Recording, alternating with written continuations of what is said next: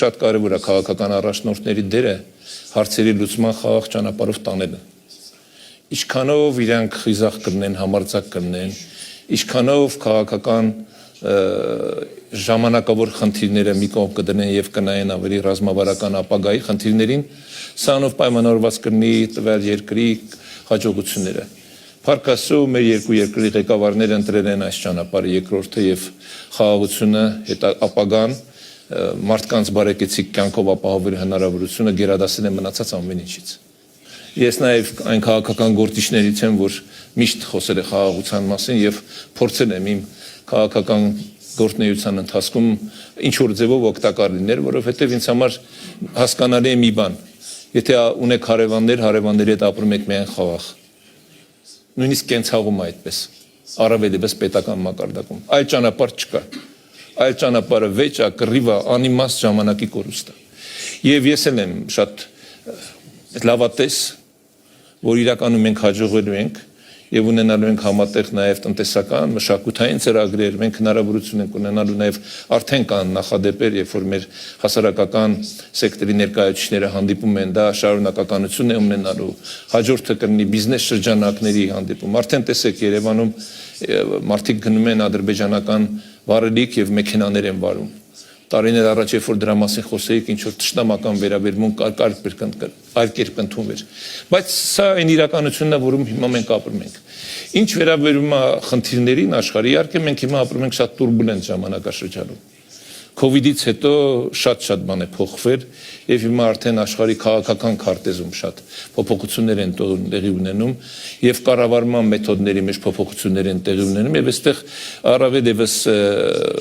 խնդիրներ են ունենում փոքր երկրներ, այսպես ասեմ։ Բայց ես չեմ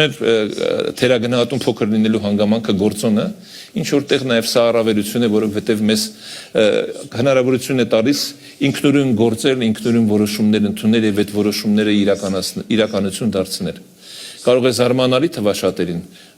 մեծերի ազդեցությունը, բայց գիտեք, մեծերն էլ ունեն իրենց մեծ խնդիրները։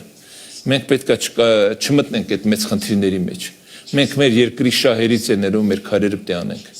Ես խորհուրդ չեմ տալիս ոչ մեկին, եթե առավել եւս հարցնող չկա։ Ես տեսակետ եմ հայտնում եւ գտնում, եթե իսկապես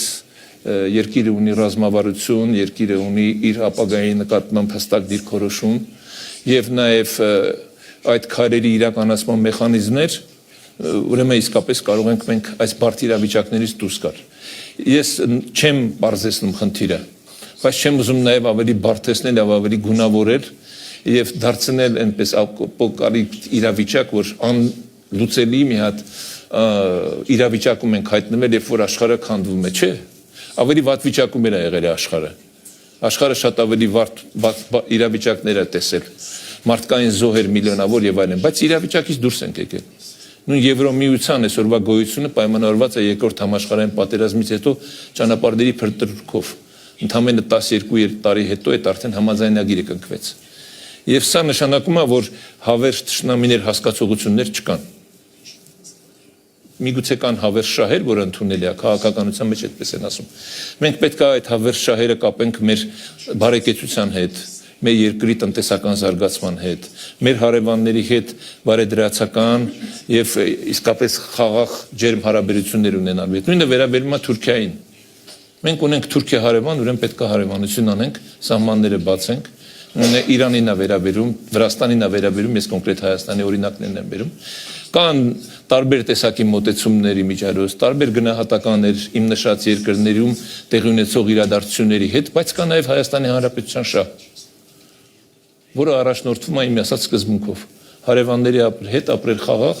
բարեդրացական հարաբերություններով եւ միմյանց օգտակար լինել։ Միջարոց սա էլ է երկկողմանի։ Շնորհակալություն։ Ապագան կախված է մեզնից։ Ես նկատում եմ մեր երկու երկրների հատկապես ղեկավարներից, իսկ արդեն մեր երկու երկրի ղեկավարները ցույց են տվել իրենց պատրաստակամությունը եւ ամենակարևորը, ինչպես նաեւ նշեց պարոն Ալիևը, ցուցաբերել են քաղաքական խիզախություն կամք, որ իսկապես հանուն խաղաղություն կարող են արվել քայլեր, որոնք կհաստատեն այդ խաղաղությունը։ Եվ այն ինչ մենք չենք տեսել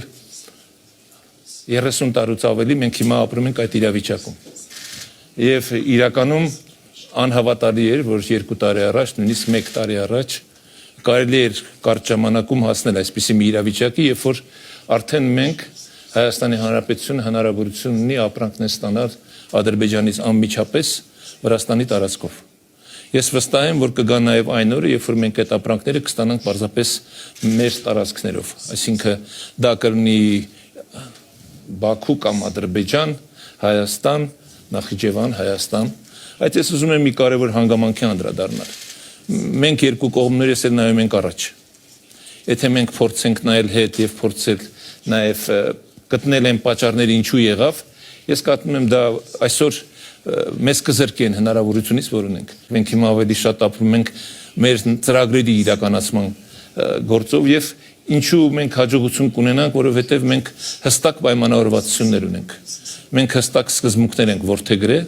որը նշանակում որ մենք հարգում ենք մեր երկու երկրներս տարածքային ամբողջականությունը, ինքնիշխանությունը, մեր իրավազորությունը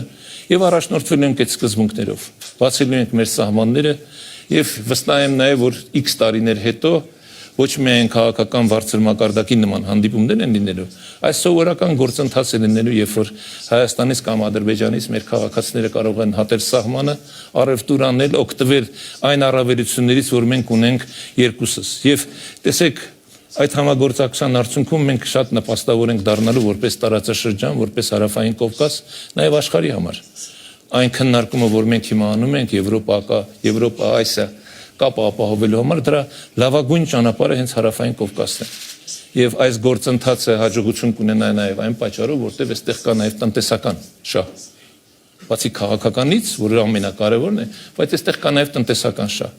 Եվ սա կամրապնդի այն պայմանավորվածությունները, որ մենք ձեռք ենք բերել, երկու երկրի ղեկավարներ ընդհանուր սկզբունքների շուրջ համաձայնության են գալիս, ուրեմն կարելի է եւ հաջողության հասնել։ Եվ այդտեղ իհարկե ես չեմ կարող չնշել նաև Միացյալ Նահանգների նախագահ պարոն Տրամպի դերը, որը էլի կարողացավ իր վրա վերցնել այդպիսի պատասխանատվություն եւ մեր երկու երկրների ղեկավարների հետ օգոստոսի 8-ին ստորագրեց այդ պատմական փաստաթուղթը։ Այսօրվա այս փոփոխվող աշխարհում շատ ավելի կարևորում է հենց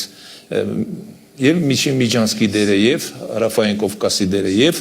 նոր լոգիստիկ հնարավորությունների դերը շատ ավելի կարևորում են։ Եվ այս առումով մեր տարածաշրջանի ավելի կարևոր նշանակություն է ստանալու թեկուզեւ եւ Եվրոմիության համար, եվրոպական երկրների համար, ինչու՞ չէ նաեւ հեռավոր արևելքի երկրների համար։ Եվ զուգահեռներ շատ են գնում, կոնկրետ կենտրոնական Ասիայի հնարավորությունները արդեն սկսում են շատ ինտենսիվ օգտագործել Ադրբեջանը տարիներ շարունակ ապահովել է տրանզիտ հնարավորություններ, ինքը ակտիվ մասնակցում է։ Հիմա Հայաստանն է հնարավորություն ստանալու այլ ընտրանք է, որտեղ մարդկանց բիզնեսին արդեն հնարավորություն կտրվի, որն է ավելի ձեռնտու, որը ավելի ձեռնտու չի լինի։ Բայց ընդհանրապես մենք նայում ենք սովորաբար, երբ որ նման հնարավորություններ է տրվում, նայում ենք տրանսպորտին, երկաթուղային կամ ավտոմոբիլային, բայց սա միայն դա չի։ Սա էներգետիկա է, սա նոր տեխնոլոգիաներ են, ես նկատում եմ ինտերնետ, կաբելային հնարավորություններ, սա ընդհանրապես ծառայությունների փոխանցման հնարավորությունն է, որտեղ աշխարհն է հիմա փոխվում, տնտեսության բովանդակությունն է փոխվում, եւ երբ որ աշխարհագրորեն նայում եք քարտեզին, ամենահարմար ճանապարհը միշտ եղել է հենց մեր տարածաշրջանով անցնող ճանապարհը։ Դա եղել է ի վերջո հայտնի մետաքսի ճանապարհներից մեկը, որը շատ արդյունավետ է եղել, որը աշխատել է, ինչ-ինչ պատճառներով այդ ճանապարհը կտրտվել է եւ չի օգտագործվել, իսկ վերջին 30 տարիներից 88 թվականից հետո կամ 91 թվականից հետո ընդհանրապես չի օգտագործվել։ Նորից եմ կրկնում, այստեղ ես ապագային լավատես նայելու հիմքերը նրանում եմ տեսնում, որ կա ամենակարևորը քաղաքական կամք եւ որոշում։ Եվ մենք պետք է կարողանանք այս շարունակականությունը ապահովել։ Եվ դիվանագիտական հարաբերությունների հաստատումը Ադրբեջանի հետ, դիվանագիտական հարաբերությունների հաստատումը Թուրքիայի հետ, դրանք լավագույն նպաստող գործոններն են լինելու։ Եվ մի բաներ կա, որ մենք անպայման պետք է անենք մեր ժողովուրդների, մեր քաղաքացիներին, պետք է տրամադրենք մասնակից դառնալ այս գործընթացներին։ Սա մի աշխատանք է, որը պահանջում է ժամանակ։ Եթե նախագահ եւ վարչապետը երկու երկրների ղեկավարները կարողացան ընդամենը շատ կարճ ժամանակում, որտեղ իրականում կարճ ժամանակ, մեր ասենք 2 տարվա ընթացքում հիմնական սկզբունքների շուրջ համաձայնության գալ, այս ամենը մեր հասարակություններից պահանջելը ճիշտ չի, որովհետև մարդկանց պետք է իր մեջ այդ հաղթահարեն այն խնդիրները, որոնք արհեստականորեն կամ բնականորեն կան։ Եվ ես հույս ունեմ, որ մենք երկու երկրներս եւ Ադրբեջանը եւ Հայաստանը այս ուղղությամբ աշխատում ենք եւ կշարունակենք աշխատել եւ մեր քաղաքացիներին,